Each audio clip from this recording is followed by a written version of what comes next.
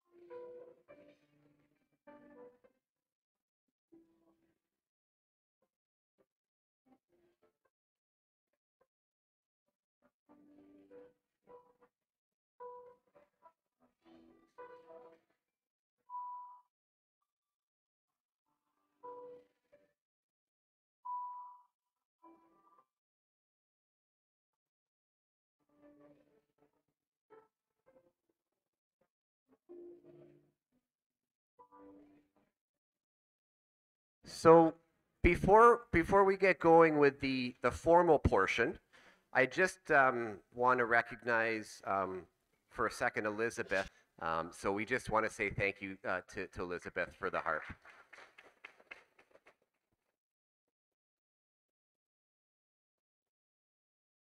So as we sort of open up things right now, she will be wheeling out the harp. So there'll be a few things happening behind the scenes here. But thank you again, Elizabeth.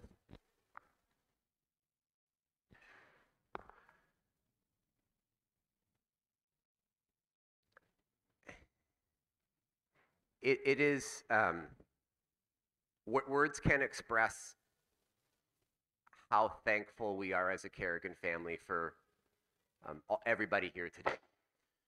We have gathered here for our dad, husband to our mom of 52 years, colleague, friend for decades for many of you. And we, we can't be more thankful, and I can't say it any other way, but just a big thank you for everybody coming out today. It means a tremendous amount of support for everybody here, anybody that unfortunately can't be here today. And on that note, if you are in communication with anybody that's not here today, we are live streaming today due to lovely technology, and a big thanks to Joe and St. Augustine's Church. If you are talking to anybody or you've got a device and somebody would like to view it, we are live streaming this on the St. Augustine's Church YouTube channel. So, you know, send that out if you need to. Today, the formal portion, we do have some speeches that will touch on Tony's life, from family to colleagues to relatives. And in talking with many of you today and since the funeral in January, the impact of our dad's life is something that we just truly wanted to celebrate today. So we will be calling on a few people. Everybody knows who that's going to be. You won't be put on the spot. But we will sort of keep it, you know, without fuss, which is what Tony would want.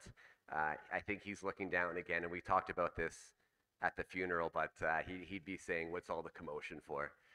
But we want to recognize every aspect of his life, well deservedly, for our dad and for all of you that know him. I would like to bring up sort of our first speaker, Father Whitfield from St. Augustine's Parish, who will be doing our opening prayer. So at this time, Father, if you don't mind coming up.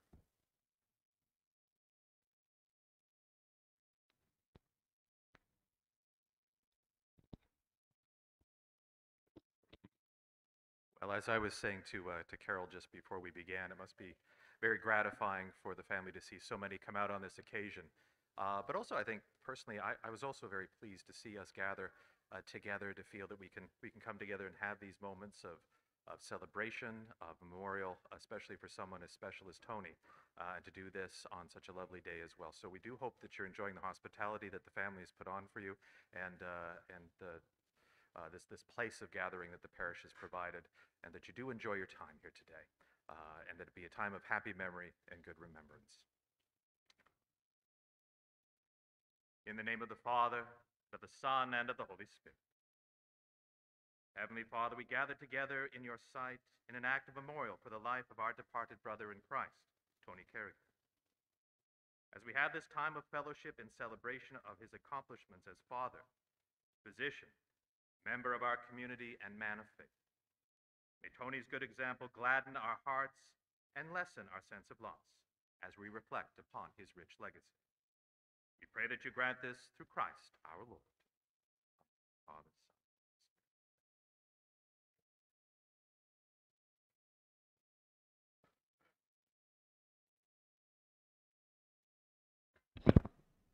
Son. Thank you very much, Father, for that. So we're going to sort of stream into a few different folks, but before that, I'll introduce myself. And I know a lot of you, but my name's Pete. I'm the fourth of 5 Kerrigans in the family. And you're going to hear from a few of us over the next sort of half an hour, 45 minutes. The one reflection that I'll share on my behalf with our dad, about 6 years ago, had the opportunity to take him to the Vanier Cup, which was held at Tim Hortons Field. And a few of you have heard this story. At halftime, we went for a coffee. Honestly, it was just a coffee, if you know Tony. And we were in line, and a few individuals in front of us was a gentleman in a wheelchair. He went up on his own and was ordering food. And there was visible frustration from the attendant taking the order from this gentleman. to the point where it was obvious that it wasn't working. I saw the situation and didn't do anything. We ordered our coffees. I went to the washroom. I said, Dad, I'll come back and find you. There were about 7,000 people at this event. When I came back to find him, I couldn't locate him. I finally did, and the man that a lot of you know wouldn't be surprised, but it's something that I will take with me in everything I do in my life, and I hope. He had helped this individual finalize his order. I found him. He had brought him back to his reserved seating, and he did what 8,000 other people wouldn't do, which was help this individual. That's the kind of man that we're thanking today and we're respecting and paying tribute to. And the speeches that you're going to hear and the words that you're going to hear and everything that we're feeling today reinforces who Tony is, what his legacy continues to be, and why we're thankful that he was in our life and continues to be in our life. At this time, I will bring up Tony's twin sister, Auntie Pat, and Tony's younger brother, Uncle Sean, and they are going to do a presentation, and I will not steal their thunder, but please come on up, Pat and Sean, and I'll turn it over to you.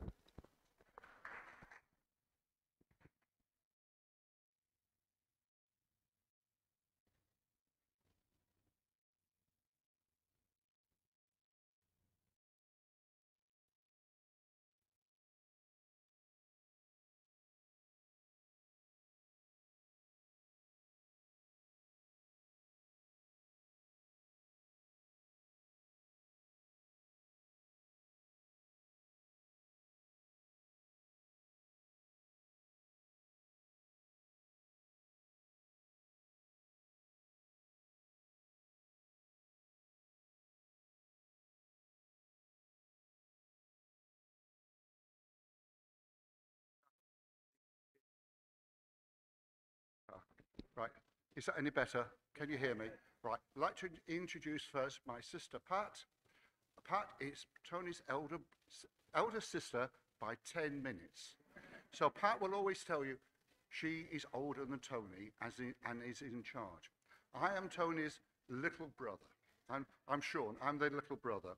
I also want to welcome, hopefully, that my sister Cecilia and Vicky are able to attend via the live stream from the UK, and Carol's brother, Billy, is able to attend via live stream in New Jersey, and everybody else. So please, this is a family.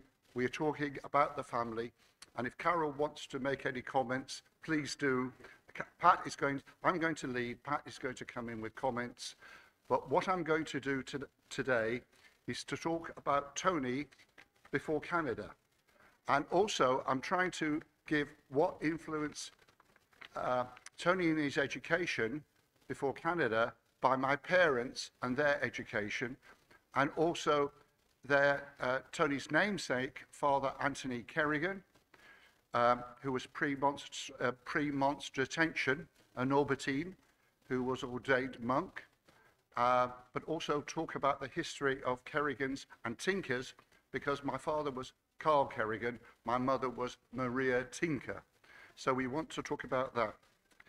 And I want to give you a theme for this afternoon. Give me a child until he's 7, and I will show you the man. This sentence and saying has been attributed both to Saint Ignatius Loyola and to Aristotle. I bring in Saint Ignatius Loyola because Tony was educated by the Jesuits. Notable alumni of his Jesuit education was Cardinal Heenan and Alfred Hitchcock. And I'll leave you to form your own conclusion about his education. We're going back approximately 108 years in photographs to take you through the history of Kerrigans and Tinkers. So we're going to go back in time. As we have the James Webb photographs coming in, or the Hubble, you go back millions of years. I'm going to take you back in time zero today, and we're going to go backwards. So I'm going to start you off with photographs of Tony and family you will hopefully recognize, and then to go back to photographs which will educate you on that. Certainly, the photographs themselves, we found when we emptied 54 Lower Park Road after Granny Kerigan went into a care home. We came upon a collection of photographs which we put in a box. And I had the box. Now, I generated a family tree, but I never had time to go through the photographs. We knew we had them. So when Tony died earlier this year, and I thought about talking about Tony before Canada, I suddenly came across the photos. So the photos are giving, a photo is worth 1,000 words. So hopefully the photos will talk to you about Tony, his life, his education, my parents, Granny and Grandpa Kerigan. Photographs in doing so I'd never seen before of my grandmother on both sides who I'd never met. So it was education to me as well. So I hope the Kerrigans find this in education. I hope the rest of you find it interesting. Pat will come in with suitable comments as we move along. Right, and we will start. I hope to keep talking to the mic so people who are on YouTube can hear me. Right, arrow up. Sorry, this way. Peter, we have a problem. Aren't I pointing at the right place? Otherwise, I'll drive it from the computer. Oh, what was that? It's all right, don't worry. Don't worry, these things happen. I'm going to work from, by the way, a note, because I've got dates and things, so I hope you don't mind me coming to the screen. And I've got a new assistant. Hello. Right, anyway, this is Tony, as we all know him, smiling, super fit and thin. Sorry, super fit and thin. Sorry, you'll see Tony later. Right, this is when we were over here for the 50th of Tony and Carol, and here they are with most of the grandchildren, and what a good day that was for everybody. I took the photograph slightly off to get everybody in. Here we are. Here we are. Tom's graduation. Tom, when was your graduation? I didn't have a date for it. 2001. And doesn't everybody like Peter's hairstyle? I think it's a super photograph of Pete. Here is Tony, we recognize. Here is Tony the runner outside Mountain Grove. Not sure quite of the year, but he was in running gear. Well, here is a different photograph. Here we are at the Ruby wedding of anniversary of my parents. If we look here, if I can get the laser. Here's Grandpa Kerigan, Granny Kerigan, Mike. Here's Tony. Here's Carol. We think that is Beth. And by the way, here is Thomas, and we think he's mixing the salt and pepper together. Here's Maria. And I'm not sure who that is. Oh, that's Pat, hiding. And there's Dinos. And there's Dinos. So anyway, here's the family. Here's our Ruby wedding. And that was the one. Right, move on. Here's Tony with Trixie. Trixie is the family collie. Here we are. Trixie has her history of procurement, of being got, was quite interesting. I was educated by the Jesuits too, but my academic prowess wasn't as good as Tony. I held up the bottom of the class, and my father promised me a dog if I came one above halfway. Next term, I came one above halfway. I got my dog. I went to the bottom. What does that say? Anyway, here we are. Here's the wedding of Tony and Carol at Angela and I wedding. We're at the treetops. Tony was my best man. And they're looking quite happy. It was the hottest day of the year. We were married by our uncle, Father Anthony Kerigan, who especially came down to marry us. So here's Tony and Carol there. And here is Carol with Trixie outside Lower Park Road. And that's the house that they lived in for many a decade in Loughton in Essex. I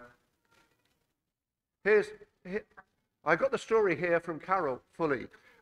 When Tony was newly appointed as a houseman, training as a doctor, he was given leave, holiday, in October. And they went on holiday to Cornwall. And you can see they were camping.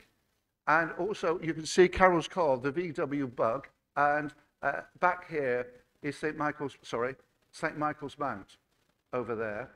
I said in the wrong. There's St. Michael's Mount. As you can see, it is suitably cold given Tony's sweater, and it's very damp. But I'm informed it was an enjoyable holiday by Carol. But that's the wonderful English weather. Here's a photograph. I'm afraid it's a bit washed out here, but this is us outside inside the back on Lower Park Road. Granny, Grandpa, Tony, myself, Pat, and Celia, with the garage and the garage door, which is falling down as it was. Here we are. This is my mother on our sailing boat in the River Crouch, Maria Sea. And for once, it wasn't raining, but the wind wasn't strong. But here we are. My mother is taking in the scenery as we're drifting along on the River Crouch sailing. Here we are. Now this is Pat's wedding to Andres. And Anthony was also best man at my wedding as well, which was very nice. So There he is at the back. yeah, sorry, I just got to get it keeps on timing out to me, but nothing to worry about. Here we are. Right, I've got the running order here. Right, so He could always make a good speech. yeah, so Tony was always good standing up, and also if you see here, now here is Tony with Andres. You will notice, by the way, Tony is slightly wider. Tony was a prop forward. He was about as wide as he was tall, and he used to play in the front row. He later became, well, I wouldn't say became fitter, but he lost weight. But in himself, he actually was fairly fit. And in those days in medical school, the London medical schools were very keen on rugby. And in the London hospital, you walked into the interview and they threw a rugby ball at you. If you caught it, you got in.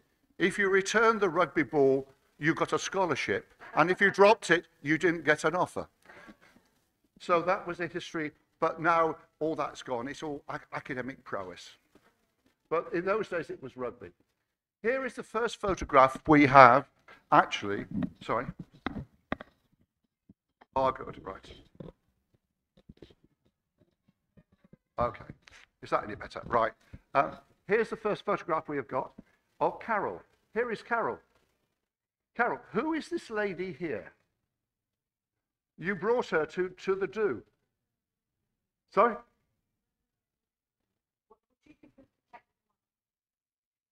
Was she to protect you from Anthony?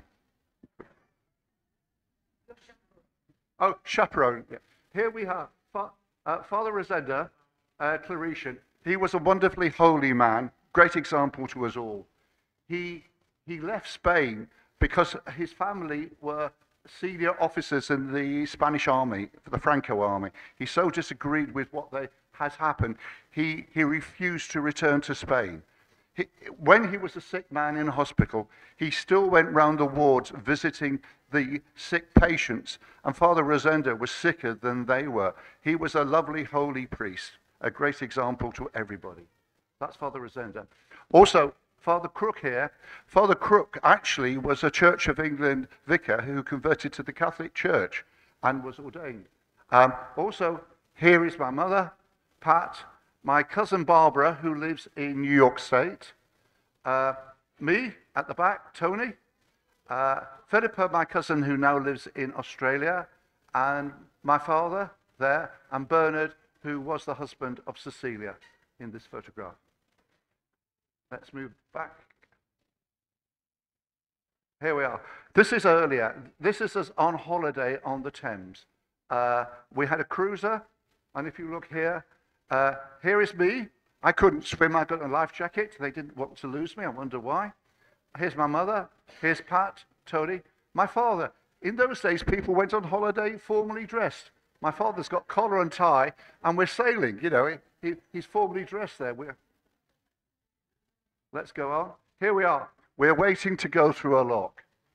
We are slightly enthused about waiting. Here's Tony, and here's me, even more bored. So, you know, kind of, you know, all wasn't alive and things there. Again, here we are on Golden Star, showing us me in the life jacket, Tony and Pat. Here we are, another one. We were, Grandpa Tinker, this is the first photograph we're showing you. Yes, we were at Blackpool. He paid for us all to go up on holiday. In those days, you had to wear, you know, typically we went away, you wore school uniform. Here's Tony in his school uniform. That's you there, Pat. Me at the front. Here's Cecilia, my mother, and my father's wearing a hat. And that's us on holiday. This is us on holiday in Castle Isle of Wight, and I'm on the. Here's me. Here's Tony on the Canon. Here we are on holiday. We don't know who this girl is, but here's Tony. Sorry? Cecilia. Oh, it's Cecilia. Oh, she's out of focus, right? She's watching this. She's got to be so. Oh, apologies, Cecilia. Apologies. Anyway, okay, here we are again on holiday. Here's me, here's Tony, and Pat's hiding. She's been told to take off her glasses, haven't you, Pat? Yes, there's Mum. And so Pat isn't really wanting to be part of the photograph. Here we are, we're coming back. This is my first communion photograph to prove I've actually had communion. Right, here is me, just here. Pat, Tony in his Scout's uniform, and my father. Okay, here we are now in the back of Lower Park Road. What we have here is Grandpa Tinker. Grandpa Tinker, we will go into his life in a bit, but it will show he was. We have lost projector. Pete.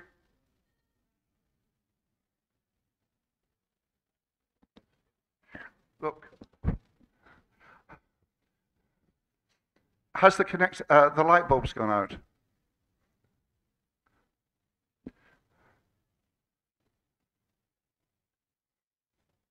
It's all right, we have a reserve. Rosanna? Yes, I thought you had a spare, did we? Oh no, we're slightly problematic.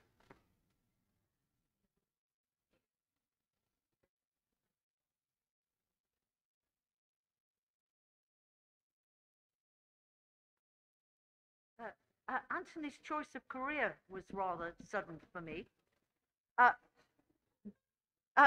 Can you all hear? Right. We were both in the 5th year. We used to study chemistry and physics together, and we were going to do engineering. Then all of a sudden, I went off to Ireland for a holiday. When I came back, he said, "I've decided to become a doctor." And that was very, very sudden. He hadn't thought about it before. But the problem was, his school, they didn't do any, science teacher was very short in those days. He hadn't done any biology before, so he had to do zoology as an A-level without having previously done it. But it worked out okay. Well, it's coming back, folks. I don't know what's happened there. Well, I'll just keep going. Okay, right. Okay, folks, let us keep going. Houston, nothing can go wrong. Okay, we're coming back now. For those of you on the internet, we had a slight technical problem with the projector, but we are back. Right.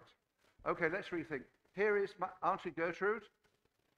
Here is Barbara, my cousin. Pat with their glasses off again. Tony and myself. And this is Philippa. We saw Philippa at the wedding anniversary, and you saw Barbara there. Here's my mother in Lower Park Road. Let's go back. Here we are. This is the christening of Philippa. Here's Philippa. Here's my mother. Sorry, here's Auntie Gertrude. Here's my mother. Here's a friend of Gertrude. Here's me. Here's Tony, Pat, and Cecilia. As you see, I'm rather small there. But this is back in Lancashire. Here we are. This is that First Communion, Pat? In Lancashire, we used to have this great rivalry between the Protestants and the Catholics. Who could have the best walk?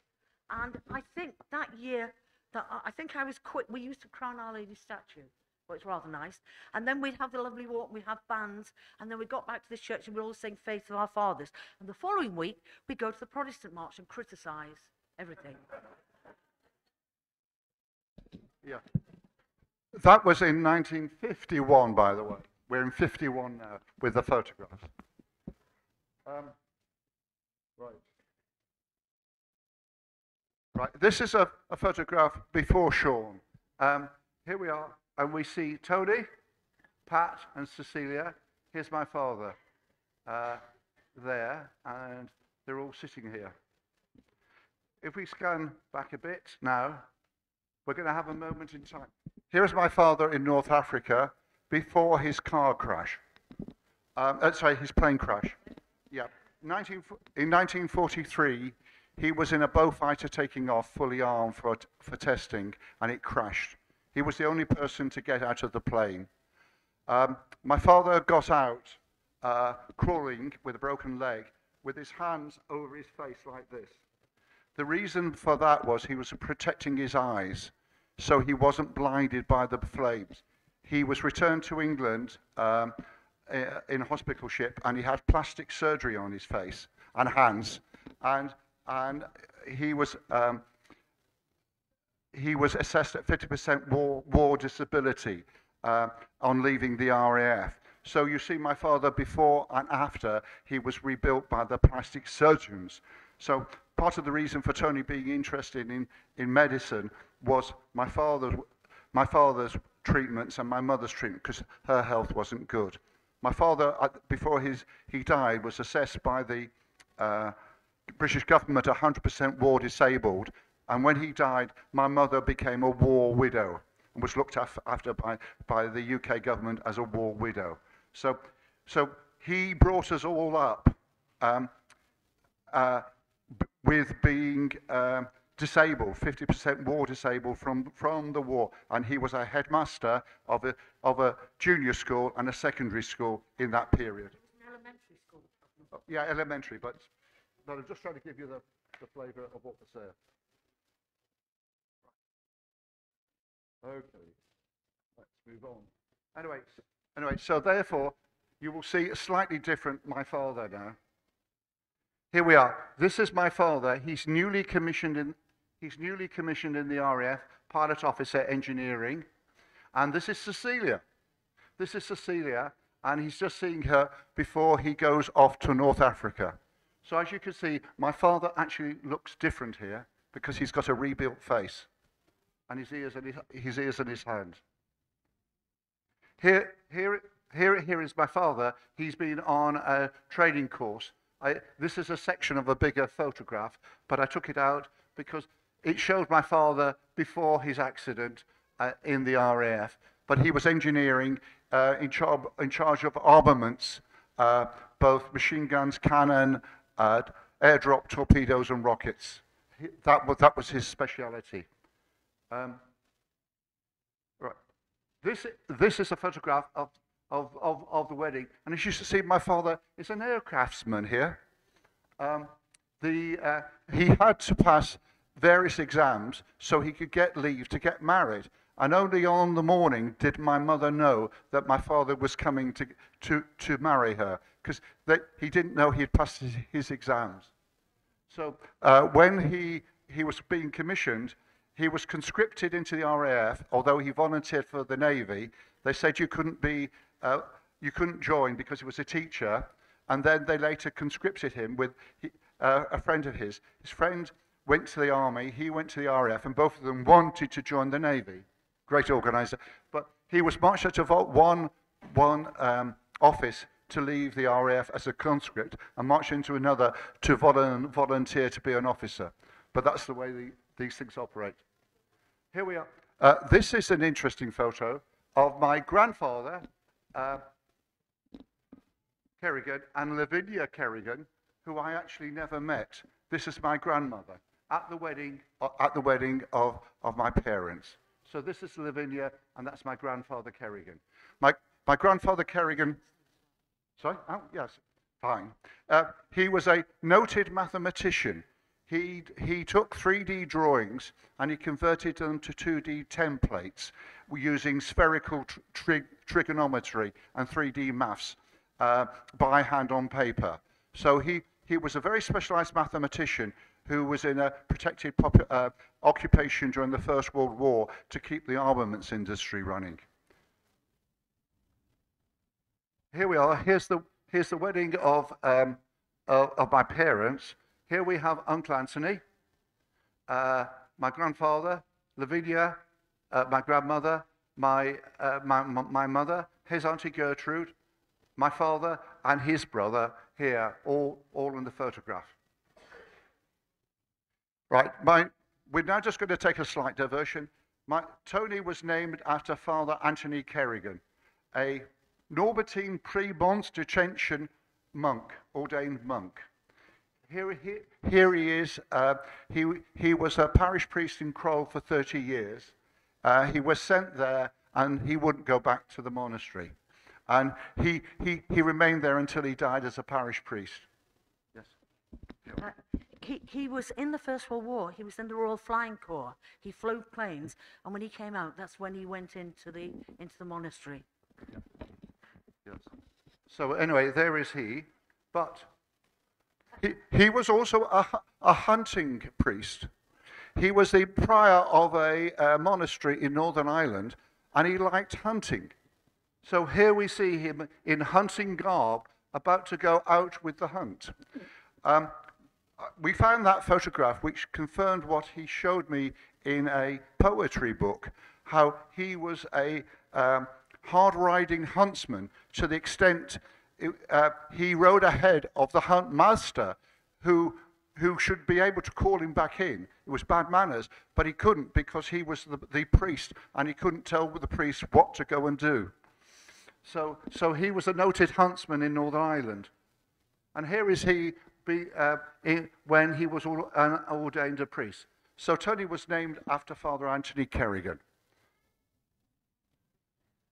Here we are. This is a picture of my parents in Isle of Man in 1933. They had just graduated. They knew each other at university, but they didn't go out together. Father was at a Army Training Corps exercise, university officer training, and my mother was on holiday in Isle of Man with her father, and they got together. And this is the start of their courtship in 1933. This is a photograph we came across, was them both at graduation in 1933.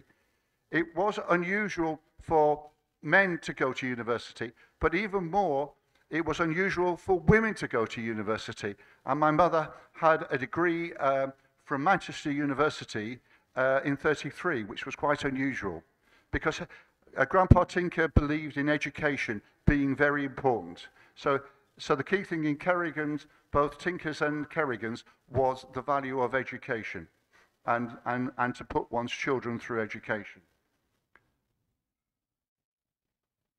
Here is a picture of my mother as a young woman. And this is, if I could just check my notes now, Whit Sunday walking out. This is, It was one of the processions. Yes, it was. And I just got to check the notes. Sorry. It's time though to go. We couldn't quite get everything working. Yes, we believe it's 1937. That's 1937. That's my grandfather Tinker.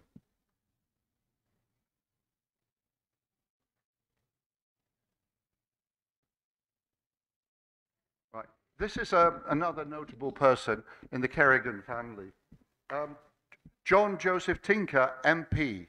He was an MP from 1923 to 1946 in the House of Commons in London. He was Labour Party, sponsored by the mine workers of Cheshire and Lancashire, and he worked tirelessly for mine safety. He changed the regulations in mining to reduce the accidents to miners in the mines. His other notable thing was, in 1944, he had introduced to the Beveridge Act on Education that Catholic schools were funded equally as the Church of England schools in the UK. So he moved forward Catholic education within the UK. Here he is as an MP, and also he went down the mines, by the way, at the age of 10. So he was a miner down the age of 10. Here is a picture in the First World War. He joined the Loyal North Lancashire Regiment, and if you see here, this insignia here, he was a sapper. They not only fought, but they dug the trenches, and he was an officer, we think a captain, in a company who were digging trenches and fighting in the war, and he survived. So he survived working in the mines from the age of 10, and he survived the First World War to become an MP until 46. This is a picture of my grandmother Tinker, and that is Cecily, or Cecilia Tinker. That's right, isn't it, Pat? Yeah. She died in an early age, and my mother helped bring up Auntie Gertrude. So she died, so I never knew her either. But it gives you, and these are photographs I'd never seen before, by the way. This is my grandfather Tinker. If you see, he looks very thin and worn. Reason is, in 1918, in the trenches, he caught TB. And he lost a part of a lung in TB, and he's still recovering. It's the days before antibiotics.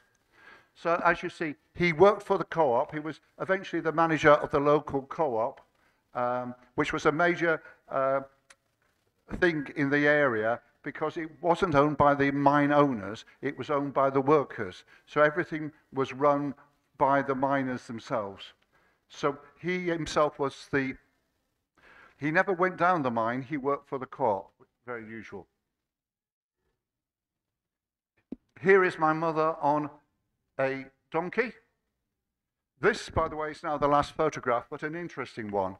This 1912 is my mother. 1914, that's 1912 is my father. 1914 is my mother, Maria Tinker. This is her nurse. The photograph actually was taken by her grandfather, Harrison. Now if you might think that the Catholics were normally Catholics who came over from Ireland. Harrisons weren't from Ireland. They are Old English Catholics. And we can trace Harrisons in the family tree to 1783, pre the emancipation of Catholics. During that time, it was illegal to be a Catholic. So all the records were hidden and written in Latin in code. So therefore, the Kerigan, the faith of Catholic faith, came from Ireland. On the Kerigan side is 1851. Patrick Kerigan, age 18 and a half, was a dock worker in Liverpool. Back to the Harrisons in Cheshire, 1783. Harrisons were photographers. So what I have tried to do in my short presentation is to provide the background of the history and the Catholic faith of Tony and the Kerigan family over 100 years. So, Pat, do you want anything extra to say? Are there any questions? No. Otherwise, thank you very much indeed.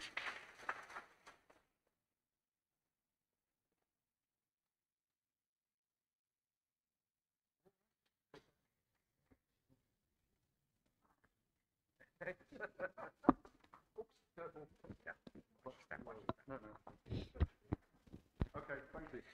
So, Sean and Pat, thank you so much for that. And the majority of individuals in here, everybody that's here knows Tony in Canada. So we really appreciate that, the history sort of leading up to Dad coming to Canada.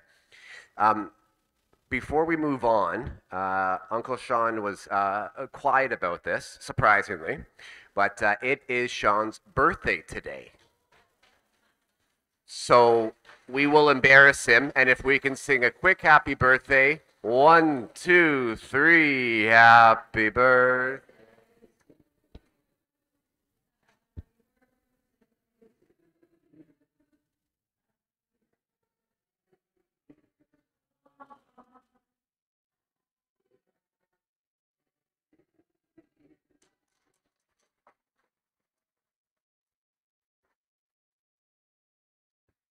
That's number 35 for Sean, number 35. I'm going to invite up Tom Kerigan to present. Thanks, Pete. I'm going to make up a little bit of time here, keep this short. For folks that are seated today, which is most of you, you would have noticed on your chairs there was a nice little pamphlet that was put together about Dad and some of the spiritual reflections that he found comforting over the last several years. It was put together by a gentleman by the name of Dave Weber. Dave and I've gotten to know Dave since Dad passed. Dave was a member of the men's group that Dad would meet regularly with, either here in the parish or during COVID online. And it was something that I know Dad truly enjoyed. It was a fellowship of like-minded men that had an incredible sense of faith, and folks here know Dad's sense of faith, and certainly Dave and the others shared in, very similar to that as well. So Dave had the idea, which was great, of putting together this booklet with some of the quotes and some of the scriptures that the men's group reflected on during their time together. So Dave just wanted to say thank you very much for putting that together. Really appreciate it. And of course, we continue to send our condolences to you. Dave also unfortunately lost his father shortly after Dad passed this year. So, and thanks again for everything. Appreciate it.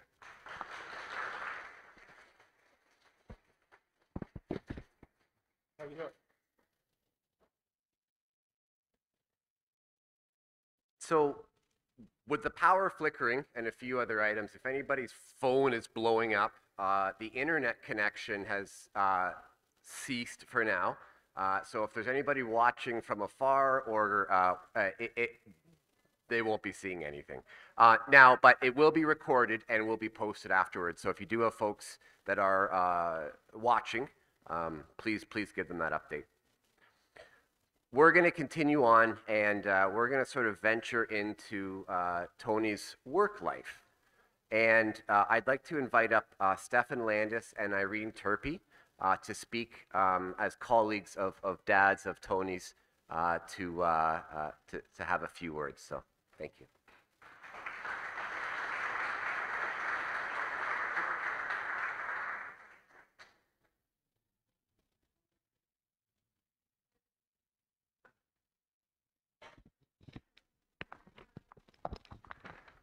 Well, greetings, everybody here this afternoon. Micheline and I would like to thank you, Carol, Tom, and the Kerigan family for the privilege of saying a few words about our friend and colleague, Tony. Tony was a good man. I first met Tony over 40 years ago when we were both relatively new faculty at the Hamilton General Hospital. Both in the Department of Medicine. We were both generalists, with Tony as a respirologist as well. Both being historically Brits, we got along well. And we learned that we both lived in Dundas, and our kids were going to the same school.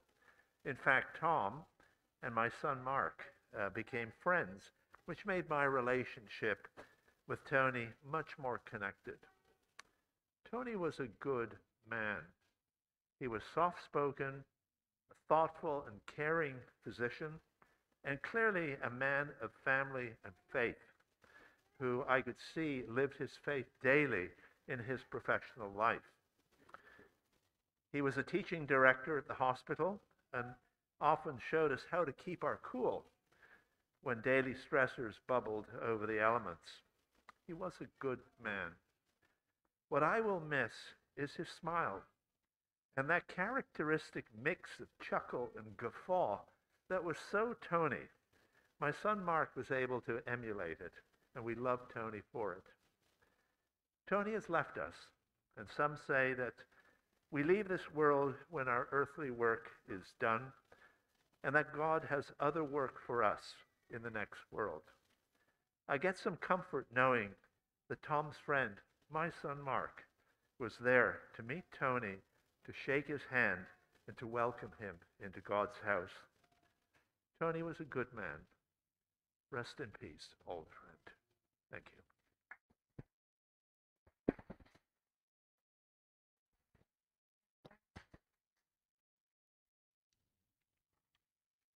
Hello, everyone. And Tony and I think we're colleagues for actually about 40 years. Can you believe it? However, I wanted to start with a quote, and I'm very glad that I can bring back Old England into the quote because we've heard something from Old England already today. A quote from Geoffrey Chaucer that you probably all know, you probably all did it at school. He was a very perfect, gentle knight, said Chaucer. And when I looked that up on the internet, it says this is someone who was conscientious. We use this quote all the time, and we use it to describe someone who is who conscientiously follows the social, moral, chivalrous, and religious orders of his time. And I think this describes Tony so well. I've had some comments from some colleagues who worked with him at the Hamilton General. He was a great teacher, and you've already heard from Stefan that he was. He was always supportive to the junior staff, and he would take new members of the department under his wing. This is from Christine Bradley. My other colleague, who's a geriatrician, Michelle, she said, Tony always listened. He made me feel that listened to. And he was always thinking of the person in front of him when he was seeing his patients. And that's a lovely thing to say of a colleague. He saw the need for more care, more specialized care for the frail elderly in the 90s. And he actually went out on his own initiative and got a special certification from the American College of Physicians in geriatric medicine. And he was the flag bearer and the sole purveyor of such care at the General for many years. And he became a member of the Division of Geriatric Medicine, which is where I met him. And he was the only, and held up the flag of geriatric medicine at the General for years. And then when he retired, in inverted commas, from the General, he obviously saw that there was another need, and went out and did exactly the same thing for palliative care. And when he retired from respirology at the General, he went out and he provided geriatric care at St. Joseph's Villa and palliative care at both the Villa and at Emmanuel House, which we've already heard about. And I had colleagues from Japan come to visit me once, and they said they were starting a palliative care program in Japan, and were absolutely blown away by the time that Tony spent with them and the help that he gave them when they came to visit Emmanuel House. So. Now, I've said this before, and I'm going to say it again. I've said it to the family, and I'm going to say it again because I think it's worth saying. Tony was the kind of doctor we all strive to be. He was patient, thoughtful. He listened to his colleagues and to his patients. He went out to learn more when he saw that more was needed, and provided that more to his patients and to all of us. He practiced according to his principles and he was guided at all times by his faith. And he was indeed a very perfect, gentle doctor. Thank you.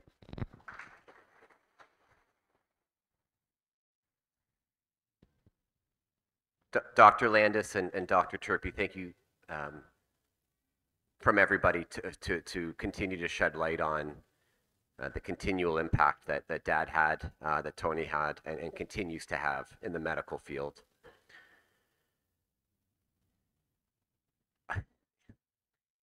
I'm going to turn it over to Maria, one of our siblings, to speak for a few words. Hi, everyone, and thank you so much for being here today. It's a great comfort and joy to my family and myself to see all of you, and thank you for all of the support you've given us.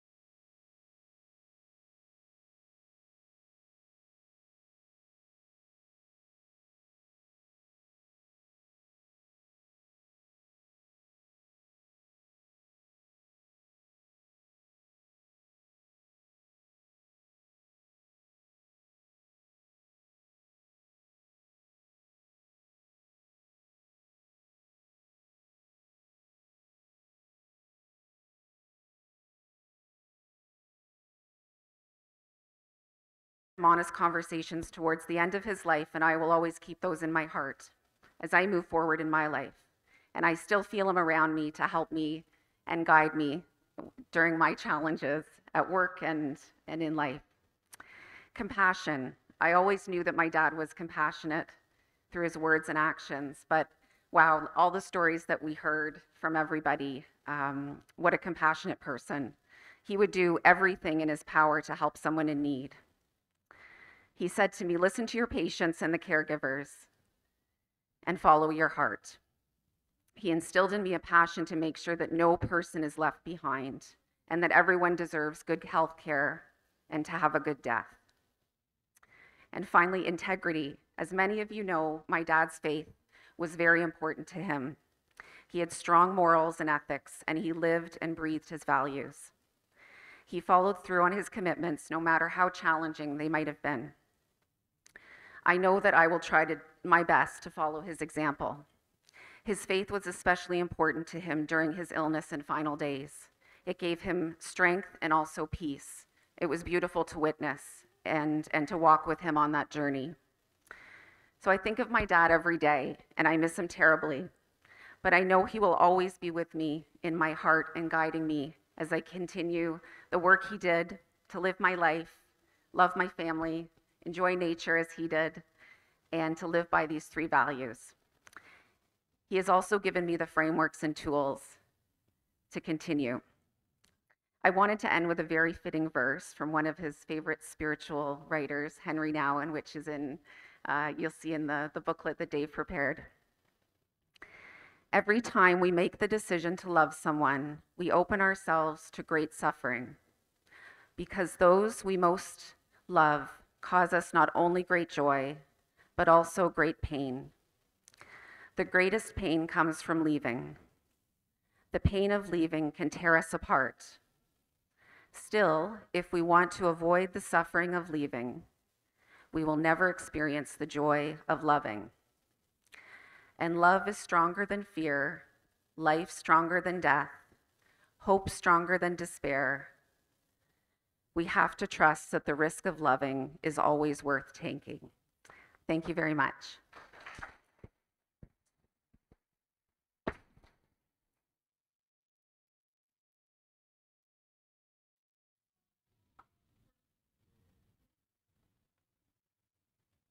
Thanks, Maria. That was really, really wonderful.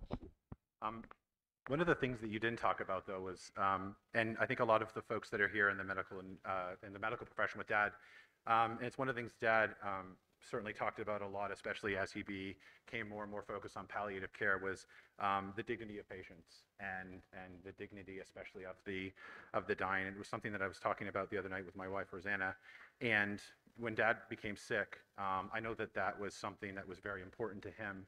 And it was one of the things that we also saw in a lot of the caregivers and a lot of the folks that were Dad's colleagues and now were his physicians in his care. They emulated on a daily basis. And I know that, given how, Dad's disease progressed and how quickly he went, it wasn't always possible for folks to understand what Dad was thinking. But in his final days, when I spent a fair bit of time with him, Dad had always wanted me to let the folks know that looked after him that he knew that they did their best, that they tried their hardest, and that he wanted the folks to know how much he was loved. And I know, today we're joined here in person by several folks that looked after Dad, as well as on the live stream. Joe Rutkowski, who was the first physician to see Dad the first weekend he was at the hospital, who was kind of, I would say, our realist, was very good at talking about the different things that Dad had in store for him and what would probably work and what didn't work. Isn't able to join today. She's stuck in the ICU. She texted me last night, but she said she would try to join us on the live stream, so hopefully she hears this and hears our thanks. We also have Dr. Gord Okawara, who's here, and Gord was Dad's radiologist, and as soon as we found that Dad had the multiple tumors in his brain, he got Dad very quickly on a regimen of radiation that gave Dad some really good quality of life, that allowed him to come home and spend time with loved ones, including his twin sister Pat, who was able to come over and spend time with him from the UK. And then also here today, and I'm a bit surprised to see her, is Ann Boyle. She told me that she was going to be in the US, but it's great to see her. And Dr. Boyle was a colleague of Dad's, and they both shared the practice of palliative care. And Ann was, she unfortunately had the distinction, I would say, of seeing Dad at the hospice after he passed and being able to issue the death certificate, but was always there for the family whenever we needed her, and always there for Dad as a colleague, but as a friend. So again, thanks to all of those medical professionals that did help Dad throughout his brief illness, and from the family, we truly saw the best of Dad reflected in each and one of you, and I don't think that was a coincidence. So thanks again.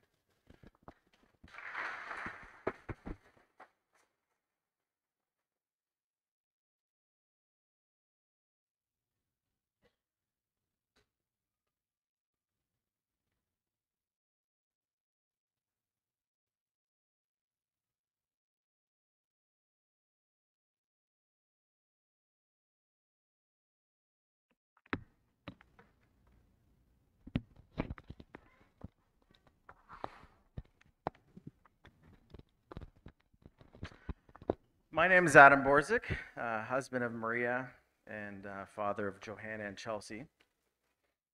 My lessons from Tony: listen, be patient, keep active, check the weather. Rebounding is key to winning basketball, keeps telling me.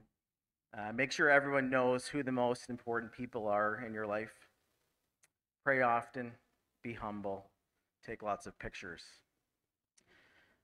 The following poem is inspired from the self-imposed chaos of Kerigan's nickname and a mix of memories and observations or stories I've witnessed over the past 18 years. I want to give a tribute to Tony from my perspective as an in-law welcomed into the family, a tribute to the home and the life he built with Carol. Music starts with making sounds. A family of 5 kids, I'm sure, sounded like chaos. But when you take a step back and put it all together, you get a symphony at 22 Martin Grove Drive. A well-used home filled with board games, milk spills, and school projects. A long oak table filled with smiles and food and heartfelt stories from times long past. A living room for living, filled with bookshelves, handmade Christmas stockings, penny football, DVDs, West Wing, Faulty Towers, and faulty sofas. A front room filled with Christmas cards, piano lessons, vintage toys from the 80s and 90s, marriage prep tapes, and hot cups of tea. Backyard barbecuing, tree climbing, Tony's dad painting, random canoe laying, kids playing and cannonballs. A basement built by Uncle Bill with 2 bedrooms, a pool table, band practice, beware of freezer. Upstairs filled with family portraits, small rooms, small closets, 1 shower, 5 kids. Patience, compromise, and sharing, one could only hope. Early morning kitchen smells with coffee, bacon, and eggs, and sometimes Hello Dollies for special holiday dinner desserts. Front yard, side yard, a soccer pitch, home runs, touchdowns, a putting green, kids letting off some steam, busy life, city lights, starry nights, Dundas to Hamilton to Haliburton, a cargo van for sports teams, part-time jobs, and Sunday masses, dragon boating, kayaking, and canoeing along Koshlong currents, and still time for McMaster basketball and around the bay with Beth and Tim. And for the grandkids at 22, they'd find their #1 fan, silly jokes, helping hands, praise and encouragement, a home away from home, time with Grandpa and Grandma, heaven on earth, a masterpiece. Thank you.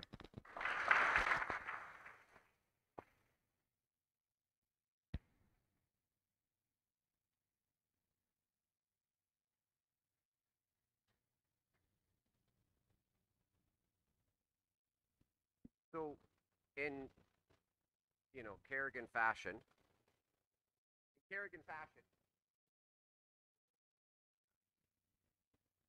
but we do have, and Tom mentioned it, somebody who was near and dear to our dad as a colleague, but then also providing care until his last days. I'll set up the microphone correctly, but Dr. Boyle, if I can bring you up to say a few words. Check.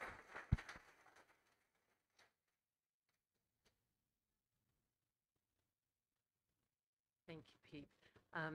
I had the distinct honor of actually knowing Tony in his final days, but throughout his career in palliative medicine and even before that.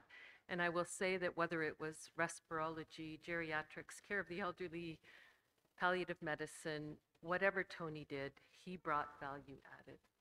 And he was just a man, as the flyer said, who lived his faith. And I know that Tony will always live on in his fabulous children and in you, Carol. It was just such an honor to work with and know him. And I want everyone in the room to know he will never be forgotten by anyone whose life he touched, whether it's patient, colleague, or friend. Thank you.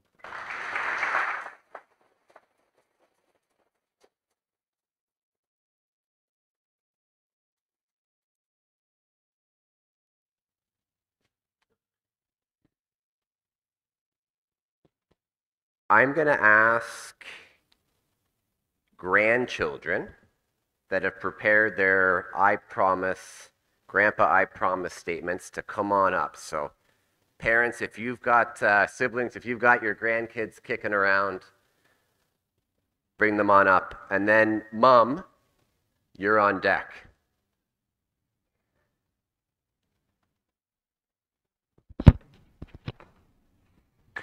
So some of the grandkids have prepared a couple of things, and we'll bring up. So we'll do, Adrian, or Josephine, are you good to go first, or Joe? Joe, come on up.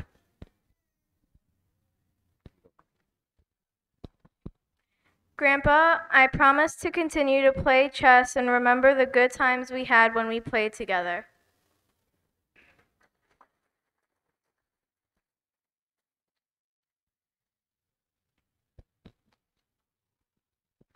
Grandpa, I promise to grow my love of science and continue to ask questions about the human body like I used to do with you.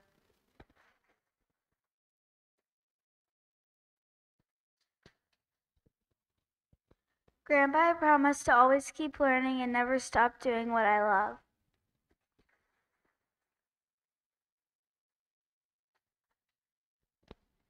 Grandpa, I promise whenever having a conversation with someone to always listen with the purpose of understanding and not to respond.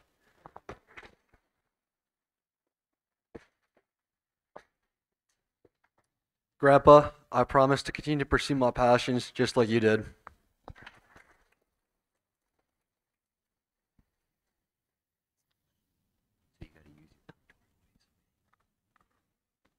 I promise to go to Wanakita.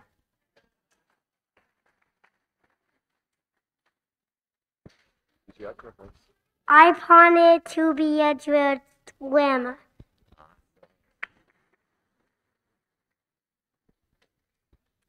I promise to be a kind, caring, and thoughtful person just like him.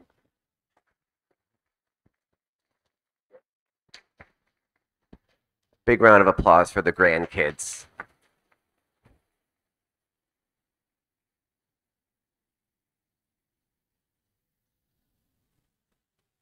As we start to wind things down, you know, married for 52 years, known each other for that much longer, probably the brains behind the scene. We just want to introduce and bring up our mom, Carol Kerigan, wife to Tony.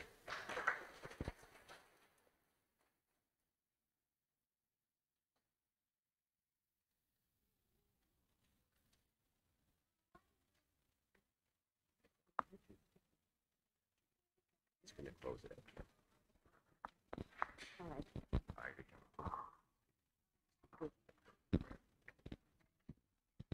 Thank you. Can everyone hear me? Okay. And I'm sure everyone knows that old joke about the after dinner speaker, and he spoke for about 5 minutes. And then all of a sudden he realized he needed to ask them, does everyone here hear me? And so, does everyone here hear me? That's it. Good. So, sure. And so there was a round of yes, yes, yes. And from the front row is yes. And from the back row it was no.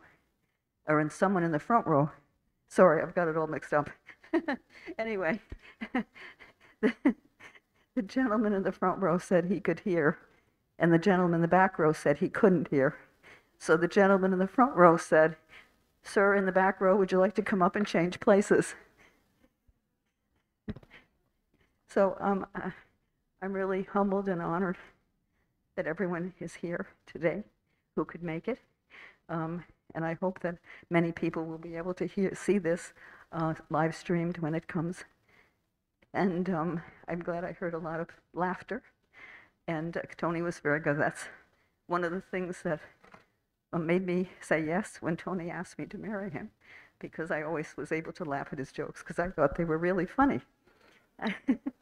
So the theme today in my mind is thank the Lord for the gift of Tony, because he really has been a gift to me and to everyone, to our family. When I get down and I miss him a lot, I try to turn it around right away to thank you, Lord, for all the many years that we've had together, and that helps a great deal.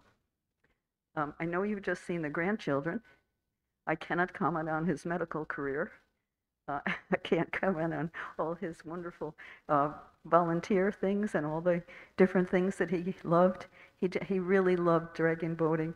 He loved skiing with me when he didn't know how to ski. And he loved playing golf with me when he didn't know how to play golf. And in the end, he could ski better than I, and he could play golf better than I. So we had many, many good times.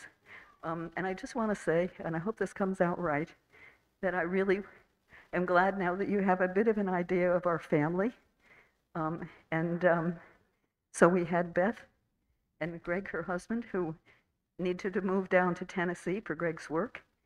And they're doing their best to see us and all the wonderful online things that we can do together. And they had the two tall sons, Colin and Callum, that you heard from. And then we have Tall Tom and his wife Rosanna. And they were the first two girls to tell about Grandpa, Adrian and Josephine. And then Maria, you heard from her, our only daughter, our only child who loved biology, which of course thrilled Tony to pieces.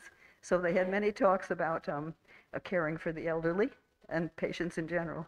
And Tony really loved that. And Adam was the one who had those quick little comments about Tony, which were so true, and it really touched my heart as well. And they're little girls, they're big girls. Adrian spoke, and Chelsea spoke. And then we come down to Pete and Johanna, sorry. Grandma gets a little mixed up sometimes. And I thank the Lord for all of them so that I can try to straighten that out. Then we have Pete here and his wife, Amanda, and their little girl, sorry. We had Connor and Dylan, and they'll be speaking at my 80th birthday. And then we have Patrick at the end there in the shorts, and his wife Jess.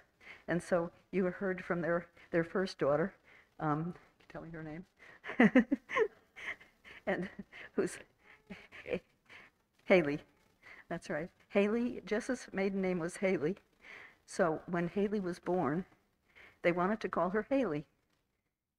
And so for a few hours, she was on her name tag was Haley, until they got it Haley Kerigan. So then we had little Landon, and Landon said something, I believe. And then we have Jacob, the littlest guy, running around. This is Dylan. So I wanted to say that I'm especially grateful for the gift of Tony, because without Tony, we wouldn't have these children and grandchildren. Thank you so much for being here.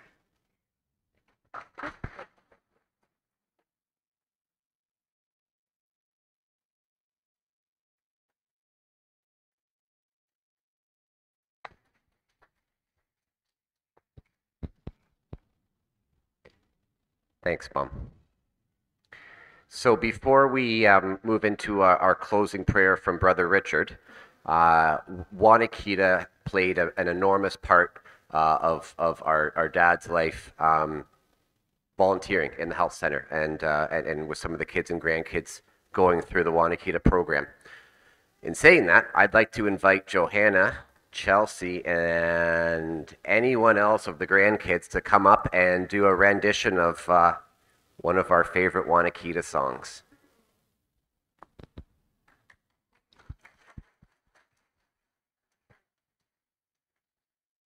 So I know there are some Wanakita and camp alumni, but this one is For the Knowing of You. Hi, everyone. So this is a repeat after me song. So we'll say something and you repeat what we said. All right? I must be on my way. I must be moving along. And as I go, I'll be singing this song. No roof for me. No roof have I, but I own the stars beneath the open sky. One thing that I know, and to know is true. I'm better now for the knowing of you. I'm better now for the knowing of you.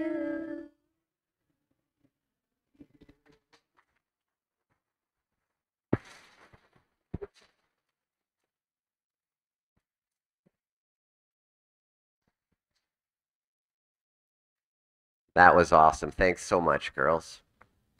So we're going to move into the closing prayer, and I'd like to invite up Brother Richard. Brother Richard is with us from the Good Shepherd in Hamilton, and going to have a tough time saying some of these things. Brother Richard has known our dad for 35 years in all realms of life, and we're privileged to have him here to talk about Tony and to give us our closing prayer. So thank you. Thanks, Peter. I have had the privilege of knowing Tony in many, many capacities. He was a caregiver for one of our brothers when he was dying. He was a friend. He was a volunteer at Good Shepherd. I remember on all sort of major events, Patrick or Maria and Dad and the other kids would be brought down to the center to help serve food. And it was an example by him to his kids of what Christian charity was about. And it was about knowing that someone else had less than themselves, but also that we needed to take time for others and to celebrate others. More recently, I came across Tony for many years as a medical director of Emmanuel House. And it was during that time there that I've witnessed time and time again his skills or his person that just spent time with people and saw the goodness in people, and in many ways, if we speak of our faith, saw the Christ in people. People who, in many cases, were wounded, people who were at the end of their life and struggling with death, and some of the things that people often experience, both in their families and within themselves, about letting go and saying goodbye. And Tony was there for them, and he truly, truly was a person who reflected the mission of Good Shepherd, which is hospitality and to love without limit. He saw the goodness in all people, and he honored that goodness in his medical profession, in his faith, in his personhood. You just saw this man who truly was Christ-like. And I believe that came from his original upbringing in his family, but also in his education and in his mission to the healing profession. As Tony became ill, it became really difficult for him to let go himself, recognizing that he could no longer continue in his capacity as medical director.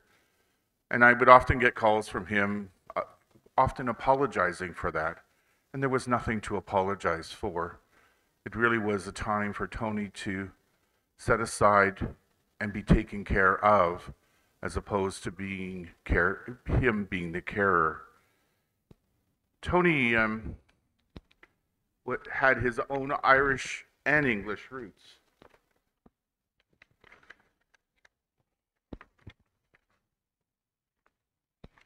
And so I'd like to call upon those English and Irish roots as we close today's celebration.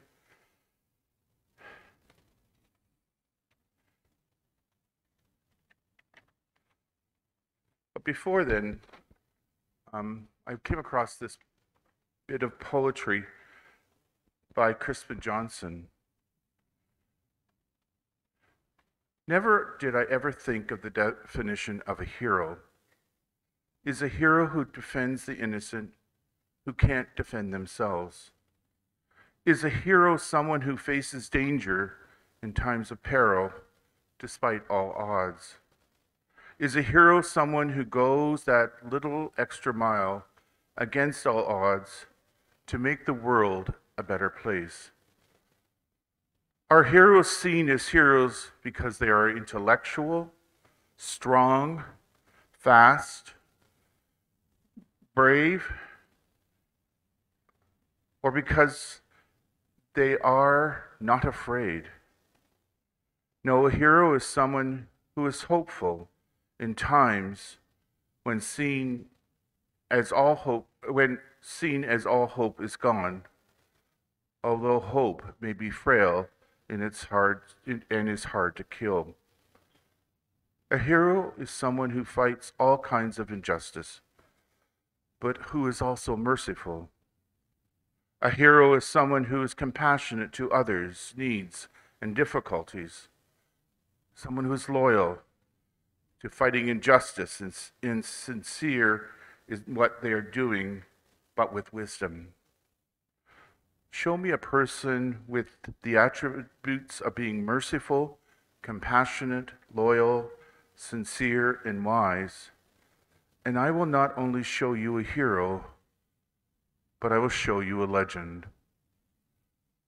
I think in our testimonies today, Tony is a legend for all of us in our own way.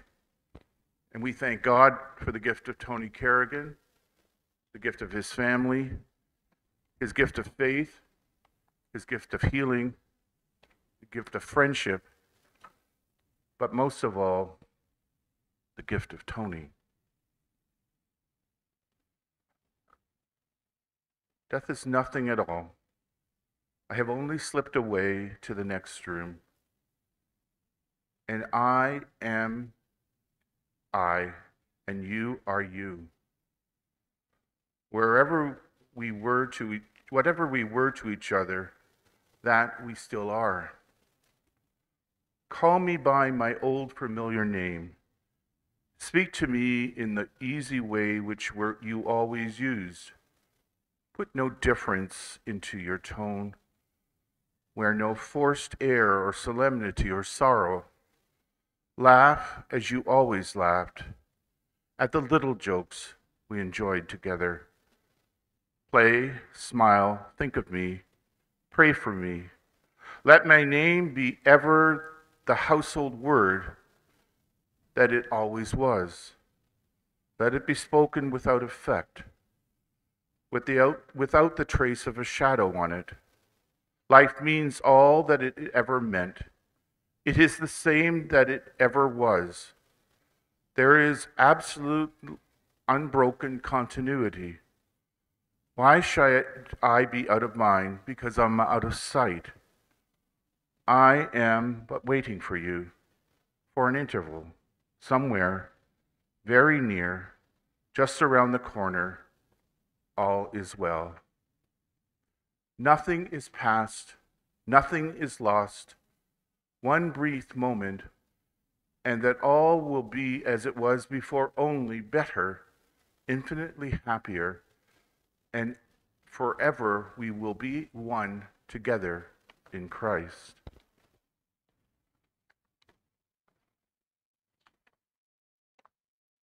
And may the road rise up to meet you. May the wind be always at your back.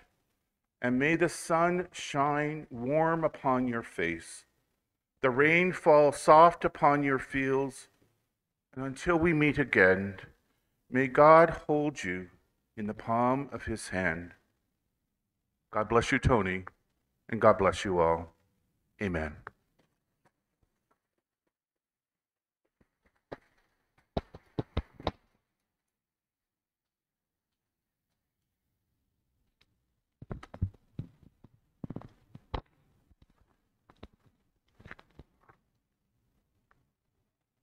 Cindy, what time do we get kicked out of here? Thank you, Brother Richard. We really appreciate the words and the prayer. Thank you very much for joining us and sharing that. On behalf of our mom, Beth, Tom, Maria, Patrick, and myself, we just want to say a resounding thank you. The past 6 months have been horrifically difficult, and we know that's been the case for many that have been close to Tony and in all regard of life. Thank you very much for your support. Thank you for everything and coming here today. Before we head out and we sort of wrap things up, if anybody's from out of town or if anybody's interested in paying their respects and going to St. Augustine Cemetery, there's a map just outside or just in the entranceway over here for anybody that wishes to go. From here, it's about a 7-8 minute drive, but there is a small map, and we'll be around. So if anybody has any questions or if anybody needs directions and wishes to do that, please do let us know if there's anything you need. A big thanks to Joe, Cindy, and Father Whitfield for hosting us today at St. Augustine's Church on behalf of the family. So a big thank you for that. Hang around for some food. There's still lots of food. There's lots more coming out. And a big thanks to the food team and the beverage team here at St. Augustine. So a big thank you.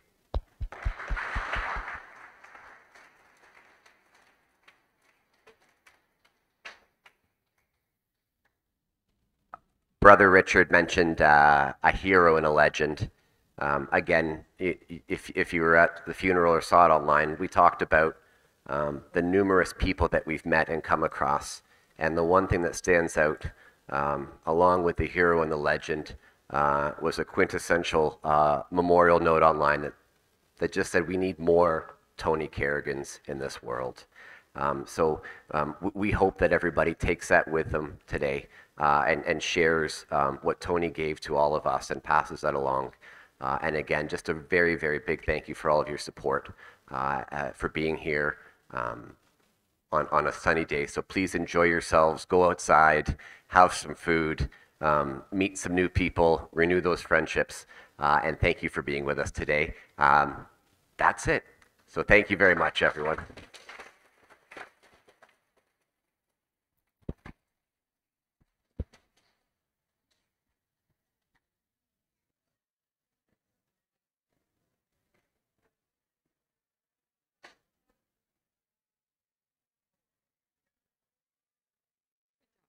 Thanks. Thanks for all your support. Thanks for the kids hanging in there.